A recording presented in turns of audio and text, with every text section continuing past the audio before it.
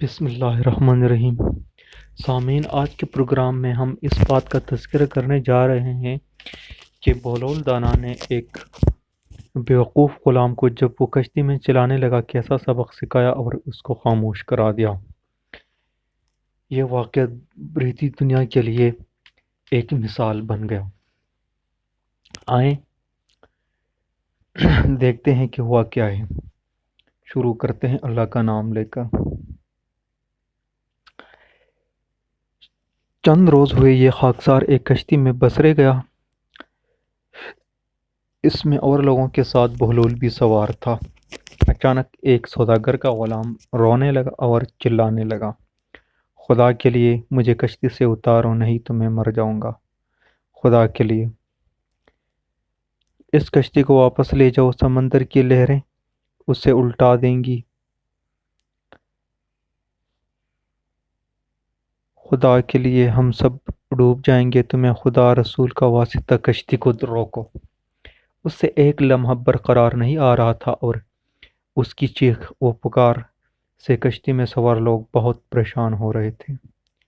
کچھ مسافروں نے اسے تسلی دینے کی کوشش بھی کی، ہر طرح سے سمجھایا بجھایا، لیکن اس سے کسی پل چین نہیں تھا۔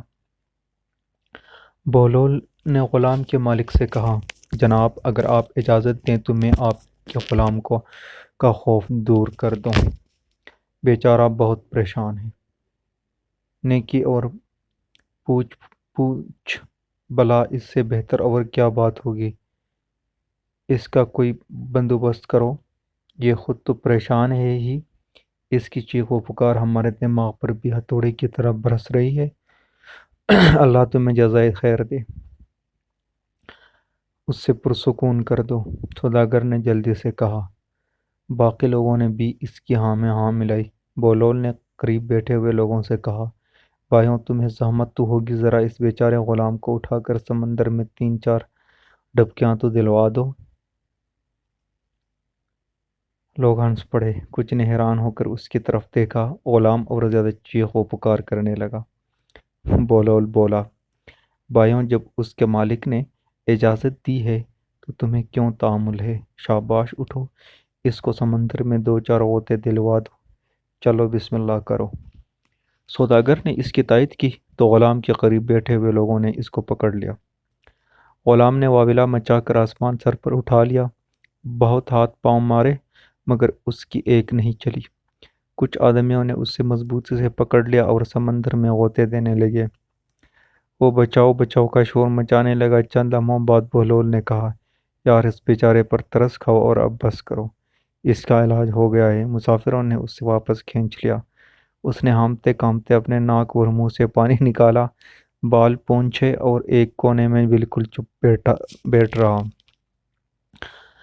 باقی مسافروں نے حیرت سے اس کی اس خاموشی کو دیکھا اور بہلول سے سوال کیا کہ اس نے یہ نسخہ کیوں کر ایجاد کیا جو اس قدر کارگر ثابت ہوا۔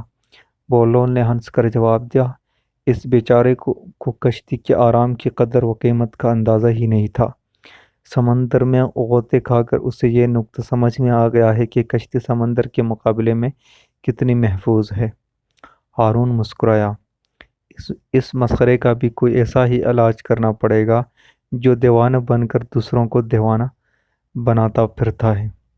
ذیل الہی نے بجا فرمایا، ہمارا انداز بھی یہی ہے کہ وہ دیوانہ نہیں ہے بلکہ دوسروں کو بیوقوف بنانے کے لیے ایسی حرکتیں کرتا ہے۔ کچھ روز پہلے تو ہمیں اس کا ثبوت بھی مل گیا کہ وہ دیوانہ، پاگل اور دانشمند میں تمیز کرنے کی صلاحیت رکھتا ہے۔ ایک شخص نے کہا، وہ کس طرح بیان کرو؟ ہارون نے متجسس لہجے میں کہا، جب بہلول کو پاگل پن کا دورہ پڑا تھا تو ایک تاجر نے غالباً فال لینے کی غرض سے بہلول سے پوچھا، حضرت شیخ بہلول صاحب، مہربانی فرما کر مجھے مشورہ دیں کہ میں کون سا مال خریدوں جو نہ ہو بخش ہو۔ بہلول نے بڑے اطمینان سے کہہ دیا، بھائی، تم لوہا اور روئی خرید لو، اللہ تعالیٰ برکت دے گا۔ دیوانوں اور درویشوں کی باتوں سے اکثر لوگ فال لیتے ہی ہیں۔ اس نے بھی بہلول کی بات پر عمل کیا۔ اتفاقاً اس سے بہت زیادہ منافع ہوا۔ وہ 2.5 ماہ بعد 2 ढाई माह بعد اس نے پھر مال خریدنے کا ارادہ کیا تو سوچا کہ پھر بولول کی باتوں سے فال لی جائے۔ وہ اس کے پاس آیا، یہ اپنی ان دیوانی حرکتوں میں لگا ہوا تھا۔ تاجر نے اسے بلایا تو اپنے عصا پر سوار ہو کر ٹخ ٹخ کرتا آیا۔ اس نے اس کی حالت دیکھ کر کہہ دیا، او پگل بھولول، ذرا یہ تو بتا کہ اس بار میں تجارت کے لیے کون سا مال خریدوں؟ بھولول فوراً بولا، جا بھائی، پیاز اور تربوز خرید لے۔ اس احمق نے بغیر سوچے سمجھے اپنا تمام سرمایہ پیاز اور تربوز خریدنے میں لگا دیا۔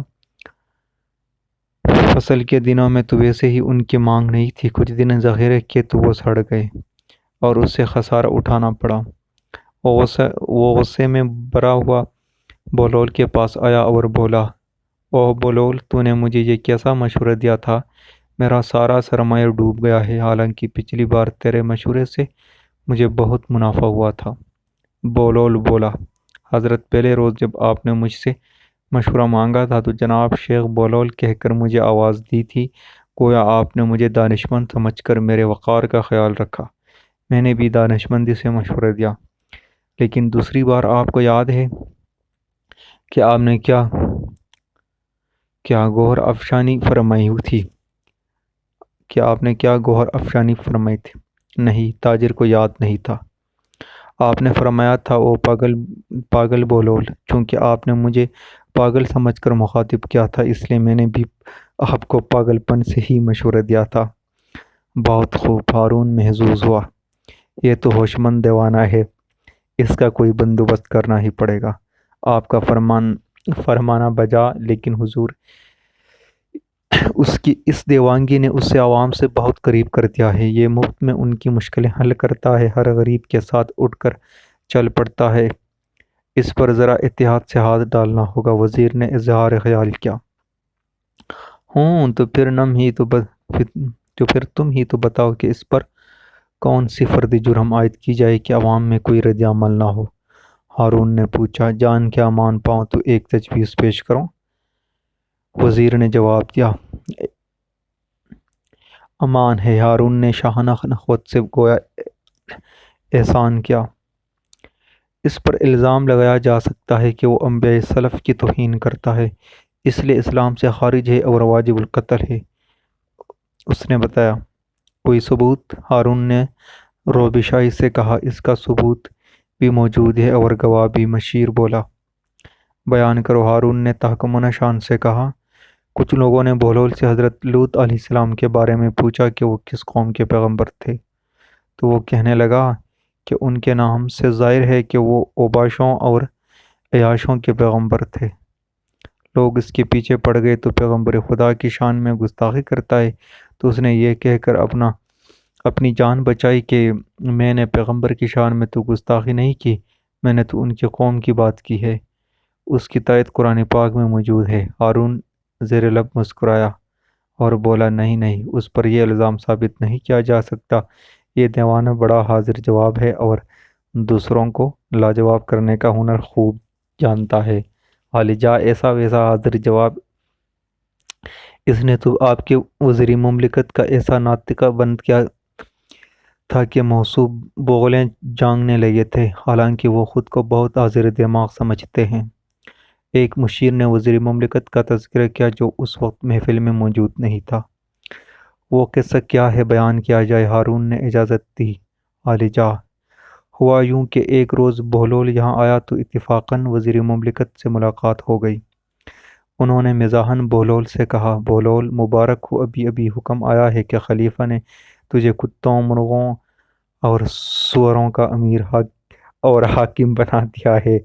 بہلول نے ایک لمحہ توقف نہیں کیا اور بڑے رعب سے بولا، خبردار، اب ہمارے حکم سے سرتابی کی تو جرات نہ کرنا، اس حکم سے تو بھی میری رعیت ہو گیا ہے اس حکم سے تو بھی میری رعیت ہو گیا ہے۔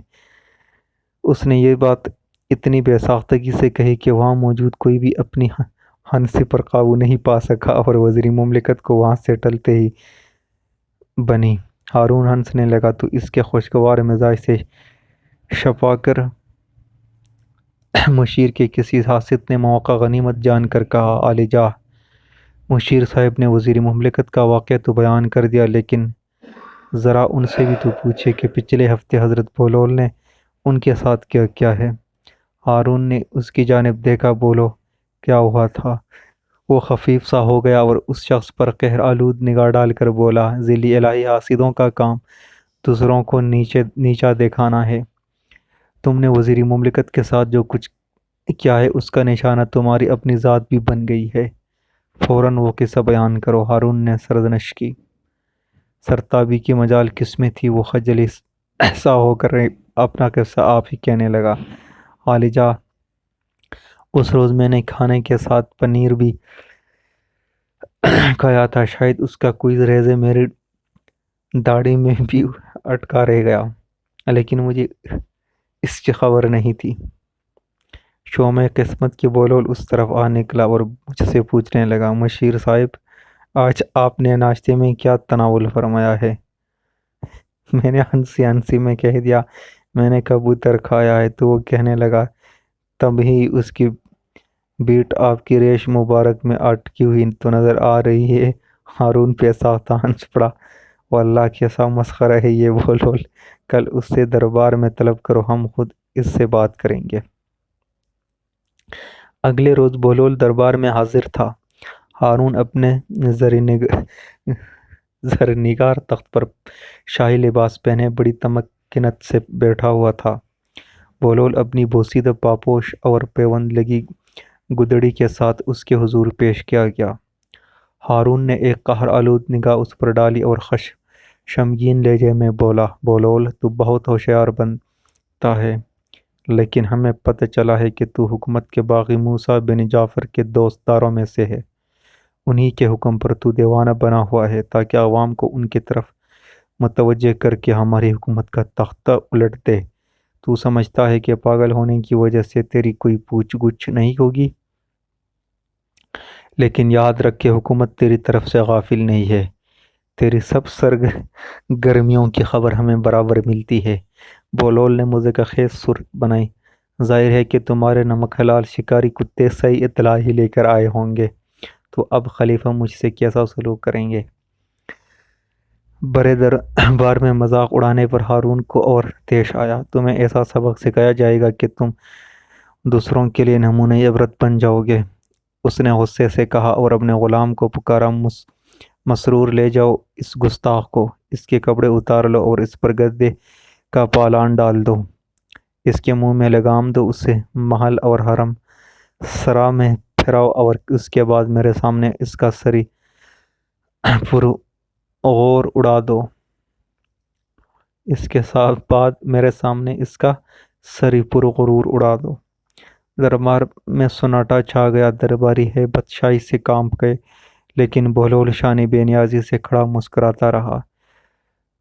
مسرور آگے بڑھا اور اس نے بولول کی گدڑی گھسیٹ کر پرے اچھالی، اس کا بوسیدہ لباس نوچ کر اس پہ گدے کا پالان کس دیا، اس کے منہ میں لگام دی اور اسے کھینچتا ہوا محل اور حرم سرا کی طرف لے گیا۔ شاہی درباروں اور محل سراؤں میں انسانیت کی تذلیل روز کا معمول ہے، اس لیے بولول کی اس ہیئت قضائی پر کسی کو تعجب نہیں ہوا۔ محل اور حرم سرا کے مکین انسانیت کی اس توہین کو تماشا کی طرح دیکھتے رہے۔ کسی نے سوچا کہ بولول تو دیوانہ ہے، اس لیے سزا کا مستوجب نہیں، لیکن جان کے خوف نے زبانوں کو بند کر رکھا تھا، کوئی کچھ نہ کہہ سکا۔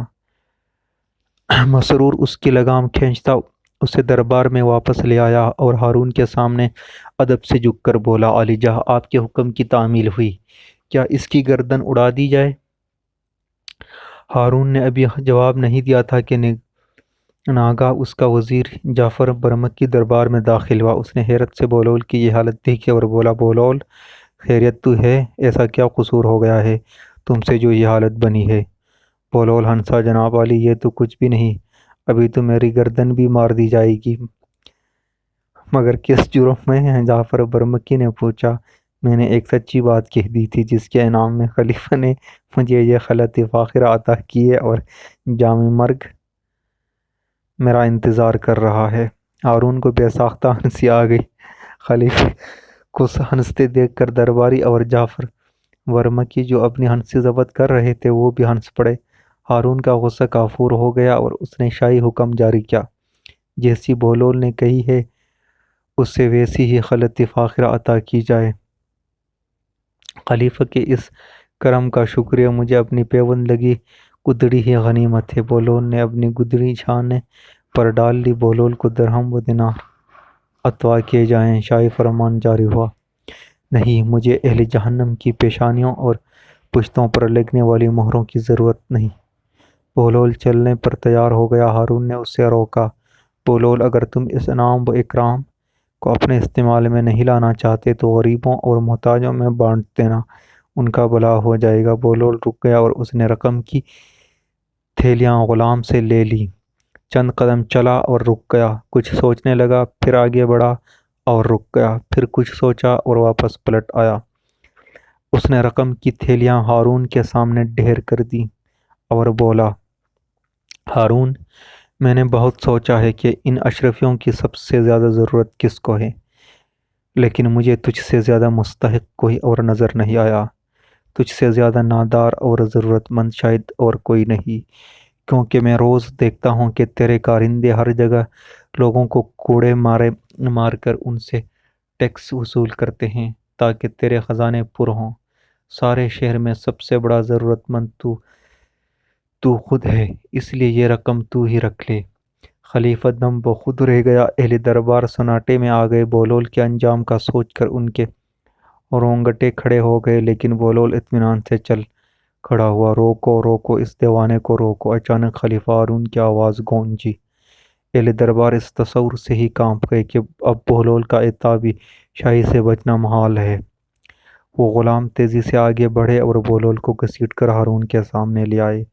ہارون کی آنکھیں نم تھیں اور پیشمانی نے اس کی آواز کو پست کر دیا تھا۔ وہ گہری سانس لے کر بولا، بہلول، تیری دیوانگی ہم جیسے ہوشمندوں کے لیے ایک نعمت ہے۔ تیری اس بات نے میرے دل کو نرم کر دیا ہے۔ میرا جی چاہتا ہے کہ تجھ سے کچھ پند و نصیحت کی فرمائش کروں۔ غلاموں نے فوراً ہی بہلول کو چھوڑ دیا۔ وہ اپنی مخصوص شان بے نیازی سے گویا ہوا۔ ہارون، پچھلے خلیفوں کے محلوں اور ان قبروں کو دیکھ کر عبرت حاصل کر۔ تو خوب جانتا ہے کہ یہ لوگ عرصہ دراز تک ان محلوں میں عیش و عشرت کی زندگی گزارتے رہے اور اب قبروں میں پڑے پچھتاتے اور افسوس کرتے ہیں کہ کاش انہوں نے اپنی آخرت کے لیے کچھ نیک اعمال اپنے ساتھ لے لیے ہوتے، مگر اب انہیں اس پچھتاوے سے کچھ حاصل نہیں ہو سکتا۔ ہم سب بھی جلد یا بدیر اسی انجام کو پہنچنے والے ہیں۔ جب یہ شاہی رعب و دبدبہ اور شان و شوکت کوئی کام نہیں دے گی۔ ہارون پر کپ کپی سی طاری ہو گئی۔ متاسف لہجے میں بولا، بہلول، کچھ ایسے اعمال بتا جن کے بجا لانے سے اللہ مجھ سے خوش ہو جائے۔ اس کی مخلوق کو خوش کر، وہ تجھ سے راضی ہو جائے گا۔ بہلول نے جواب دیا، اب اس کی تدبیر بھی بتا دو کہ خلق خدا کو کس طرح خوش رکھا جا سکتا ہے۔ ہارون نے پوچھا، عدل و انصاف میں سب کو برابر کا درجہ دو، جو اپنے لیے مناسب نہیں سمجھتے وہ دوسروں کو بھی اس کا مستحق نہ سمجھو۔ مظلوم کی فریاد توجہ سے سنو اور انصاف سے فیصلہ کرو۔ بہلول نے بردباری سے کہا، آفرین، صدا آفرین بہلول، مرحبا، تم نے کیسی حق بات کہی ہے۔ مرحبا، ہارون نے توصیفی لہجے میں کہا۔ اس کی ہاں میں ہاں ملانے والے درباریوں نے بھی نعرے ہائے تحسین بلند کیے۔ ہارون نے حکم شاہی جاری کیا۔ حکم دیا جاتا ہے کہ شاہی خزانے سے بہلول کے تمام قرض ادا کر دیے جائیں۔ ہارون، قرض سے بھی کبھی قرض ادا ہوا ہے؟ بہلول نے اس سے مخاطب کر کے کہا، شاہی خزانے میں جو کچھ ہے وہ عوام کا مال ہے اور خلیفہ پر قرض ہے۔ تمہارے لیے یہ مناسب ہے کہ عوام کا قرض انہیں لوٹا دو۔ مجھے تمہارا یہ احسان نہیں چاہیے۔ تو پھر بہلول، کوئی تو خواہش کرو، میں دل سے چاہتا ہوں کہ تمہاری کوئی آرزو پوری کروں۔ ہارون نے زور دے کر کہا، تو پھر میری خواہش اور آرزو یہی ہے کہ میری نصیحتوں پر عمل کرو، لیکن افسوس کہ دنیا کی شان و شوکت اور اقتدار کا نشہ بہت جلد میری ان نصیحتوں کو فراموش کرا دے گا۔ یہ کہتا ہوا وہ دربار سے باہر نکل گیا۔ ہارون اور اہل دربار جھکے ہوئے سروں کے ساتھ خاموش بیٹھے رہ گئے۔ سامعین، آج کے لیے اتنا ہی کافی، انشاءاللہ پھر حاضر ہوں گے ایک نئی قسط کے ساتھ۔ تب تک کے لیے اجازت چاہیں گے۔ اللہ حافظ۔